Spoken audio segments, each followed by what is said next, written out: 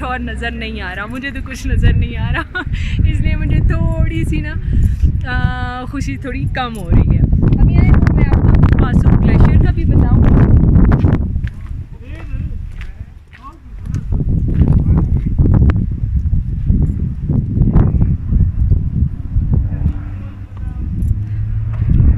जी, information है पासो glacier के बारे में कि 20 किलोमीटर लॉन्ग है और 115 स्क्वायर किलोमीटर पर फैला हुआ है।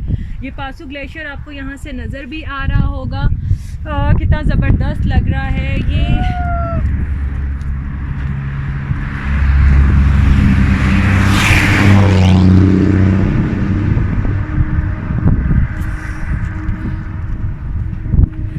अल्लाह की शान है, पहाड़ हमने हमेशा देखे हैं, वो कभी कौन शेप में नहीं देखे, और यहाँ आके बेसाख्ता सुभान अल्लाह कहने को दिल करता है कि कितनी खूबसूरत तख्लीक है अल्लाह की कि उसने पहाड़ भी कौन की शेप में दे दिए।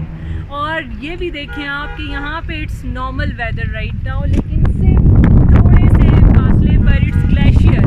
तो मुझे यहाँ आके बस एक तो सुभान अल्लाह कहने का दिल चाह रहा है और दूसरा मैं बहुत इंजॉय कर रही हूँ यहाँ पे, बहुत ज़्यादा। अभी इसके बाद हम लोग गुजरा पास की तरफ जाएंगे, हवा बहुत अच्छी चल रही है और उसको भी कवर करेंगे, उसको भी देखेंगे कि वो कैसा है। वेलकम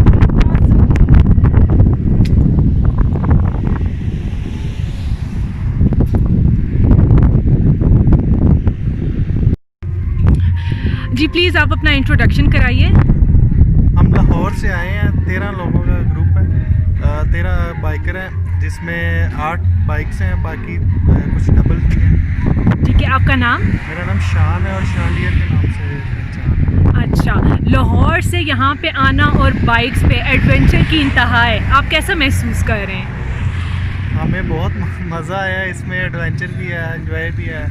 गाड़ी पे एक अलग मज़ा है, बाइक पे एक अलग मज़ा है, जहाँ मर्ज़ी हम रुक के पिक्चर बनाते हैं, एंजॉय करते हैं। उसके अलावा कोई राशा आ जाए वो भी हमें कोई प्रॉब्लम नहीं होती। अच्छा, आप शाम के थ्रू आए होंगे तो सफ़र बहुत ज़्यादा डिफ़िकल्ट था, रोड कंडीशन बहुत ज़्यादा ख़राब थी, तो वहाँ पे आपकी क्या फीलिंग्स थी वो थोड़ा शेयर करें हमारे साथ।